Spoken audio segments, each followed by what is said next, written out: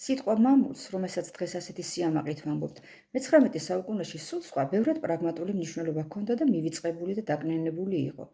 მას მხოლოდ ყოფითი მატერიალური მნიშვნელობით ხმარობდნენ და ნიშნავდა მამისგან მემკვიდრეობით მიღებულ მიწას. თვითონ ილია ჭავჭავაძეც კი წერდა, რომ მამულის ხსენებაზე ახლანდ ერქონდრისგან თავისი სახნავი მიწა წარმოუდგება. მამულისათვის ბრძოლა სასამართლოში ღერბიან ქაღალდზე დაწერილი დავა და სარჩელია. მამულის სიმაგრე ტყრუშული იღობე. მამულიშვილობა კი მხვნელისა და მთვისველის სახელიო.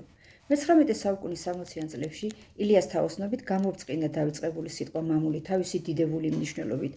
ძლევამოსილება დაიბრუნა და მას სამშობლოს ღრმა სულიერი შინაარსი მიეცა. ილიამ შემოიტანა და დაამკვიდრა ტერმინები მამულიშვილი, რომელიც მაშინდელი გაგებით მოქალაქეს ნიშნავდა და თავად სიტყვა მოქალაქეც.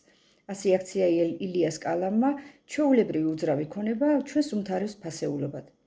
მე კი შემდეგ ვიდეოში მოგიყვებით კიდევ რომელი სიტყვები იღებს სათავეს ილიას ენიდან.